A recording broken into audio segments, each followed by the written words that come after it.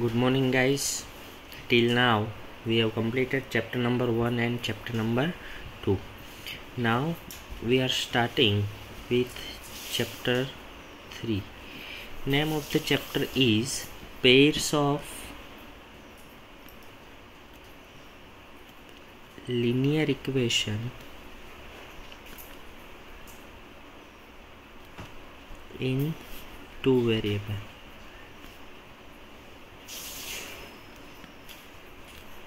सो ये चैप्टर हमारी text book का सबसे बड़े दो चैप्टर है। एक चैप्टर नंबर 3 जो भी हम कर रहे हैं वो, और एक है चैप्टर नंबर 13।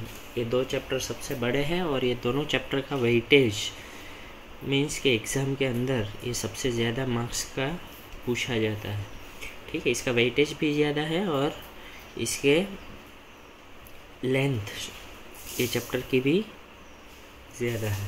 सो पहले तो हम चैप्टर का नेम जो है वो समझे। तो pair of linear equation, pair means ऐसे दो इक्वेशन बनेंगे, और लीनियर मतलब हमने सेकेंड चैप्टर में सीखा था कि लीनियर इक्वेशन होता है, क्वाड्रेटिक होता है, क्यूबिक होता है। तो लीनियर मतलब जिसकी डिग्री 1 हो, मतलब उसका हाईएस्ट पावर वेरिएबल का 1 हो, और उसके साथ कितने वेरिएबल हो गए, 2 वेरिएबल। ठीक है, हमने सेकेंड चैप्टर में क्या सीखा था कि ax प्लस b ये था लीनियर इक्वेशन इन 1 वेरिएबल। ये क्या था, लीनियर इक्वेशन इन 1 वेरिएबल। यहाँ पे वेरिएबल क्या है, x। ए है वो कोएफिशिएंट है और b कांस्टेंट है। बट यहाँ पे हमें 2 वेरिएबल दिए होंगे और उसकी डिग्री 1 ही होगी। ठीक है, सो इसकी define linear equation in 2 variable, इसकी हम डिफाइन लिखें, लीनियर इक्वेशन इन 2 वेरिएबल। तो डिफाइन क्या होगी, so an equation which can be put in the form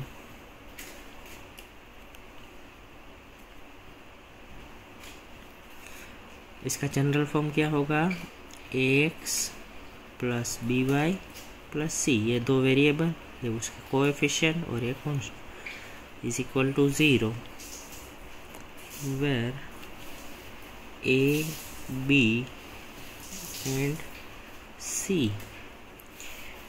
are real numbers. ये रियल नंबर हो गए, मतलब कुछ भी हो सकता है। एंड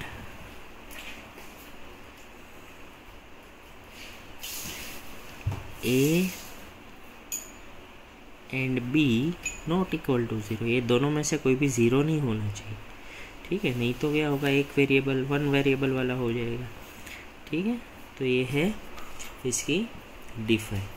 ठीक है दोस्तों, नाउ इसके ऊपर से हम एग्जाम्पल देखें। तो एग्जाम्पल 2 है आपका, क्या है, अब मैं पूरा क्वेश्चन नहीं लिख रहा हूँ, यहाँ पे ही रख रहा हूँ कि एग्जाम्पल 1 है वो हम क्यों नहीं कर रहे हैं, क्योंकि इसमें हमें पूरा क्वेश्चन नहीं दिया है। ये खाली एक्सप्लेन करने के लिए कैसे करना है वो हमें बताया गया है। ठीक है, पूरा सम्स इसके अंदर नहीं है, तो इसीलिए हम एग्जाम्पल 2 से स्टार्ट करें। तो एग्जाम्पल 2 का क्वेश्चन है कि Romila went to a stationery. Romila stationery पे जाती है, to shop, stationery shop and purchase. वहाँ जाके वो क्या परचेज करती है, 2 पेंसिल एंड 3 इरेजर फॉर ₹9। मतलब उसने 2 पेंसिल 3 इरेजर 9 रुपीज़ में लिए। हर friend Sonali so the new variety of pencil and eraser with Romila अब उसकी फ्रेंड सोनाली है, उसने दूसरे वेराइटी के पेंसिल और इरेज़र देखे और उसने वो परचेस किए 4 पेंसिल एंड 6 इरेज़र 18 रुपीज़ में किए। तो अब इसको हमें इक्वेशन बनाना है और ग्राफिकली रिप्रेजेंट करना है, ठीक है। सो कैसे करें? तो पहले तो हमें 2 चीज़ दी है, पेंसिल एंड इरेज़र, ठीक है। तो एक को हम x लेंगे, एक को हम y लेंगे। सो हमें एज्यूम करना है कि लेट कॉस्ट ऑफ 1 पेंसिल, वो x लेंगे हम, and cost of 1 pen eraser, वो हम y लेंगे, ठीक है। क्लियर? एक पेंसिल की कॉस्ट x है, एक इरेज़र की कॉस्ट y है। तो अब हमें जो डेटा दिया है उसमें से हमें क्या इक्वेशन मिलेगा? सो फ्रॉम गिवन डेटा, पहले तो रमीला ने, हमने एज्यूम किया है एक पेंसिल की x है, तो रमीला ने 2 पेंसिल ली है तो उसकी 2x होगी। 3 इरेज़र लिया है तो वो 3y होगा, और दोनों मिला के 9 रुपीज़ में हो रहा है। तो इसमें से हमें इक्वेशन मिलेगा कि 2x plus 3y equal to 9। ये होगा आपका इक्वेशन 1। दूसरा, उसकी friend 4 pencil and 6 eraser total 18 rupees में ले रही, तो यहाँ पे होगा 4x plus 6y is equal to 80। ये होगा इक्वेशन 2, ठीक है। तो ऐसे हमें 2 इक्वेशन मिले। अब फ्रेंड्स, स्टैंडर्ड 9th में हम 4th चैप्टर में ग्राफ बनाते थे लीनियर इक्वेशन में, ठीक है। तो सेम वही हमें यहाँ पे करना है। तो दोनों में से एक इक्वेशन पहले हम ले लें कि फ्रॉम इक्वेशन 1, पहला इक्वेशन आपका था 2x plus 3y equal to 9। तो इसमें से किसी एक की वैल्यू हम फाइंड करें, x या तो y। यहाँ पे मैं y की करता हूँ, ये प्लस है, वहाँ पे जाएगा तो minus. So 3y is equal to 9 minus 2x। 3 multiply है, ये साइड आएगा तो divide. So y is equal to 9 minus 2x upon 3, ये y मिला, ठीक है। अब हमें ग्राफ बनाना है, तो इसके लिए हम टेबल ड्रॉ करते थे।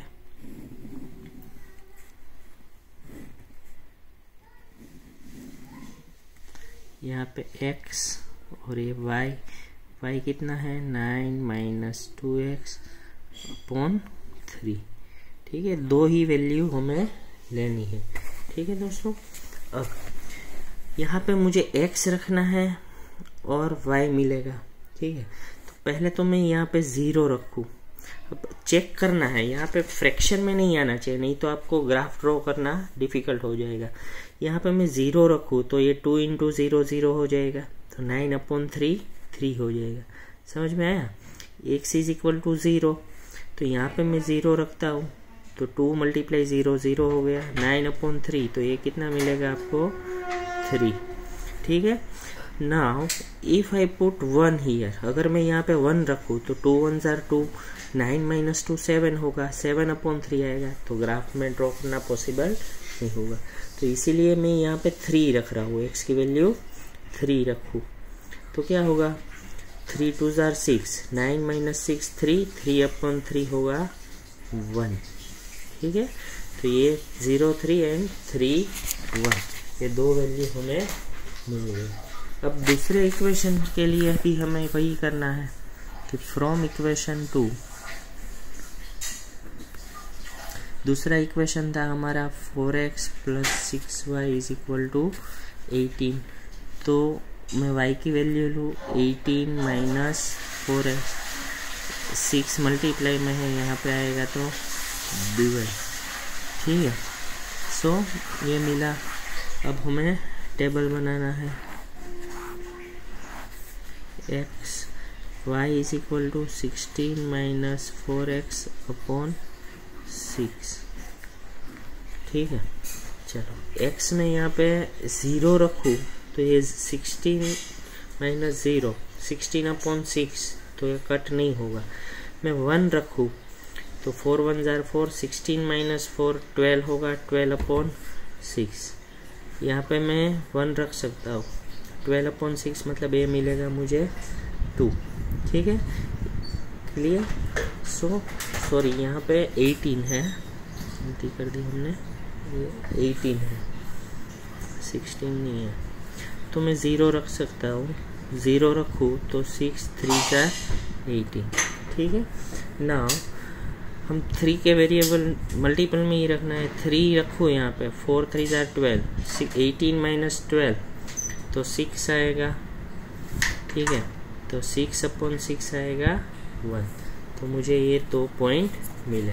अब हमें इसका ग्राफ ड्रॉ करना है। तो ग्राफ कैसे ड्रॉ करना है?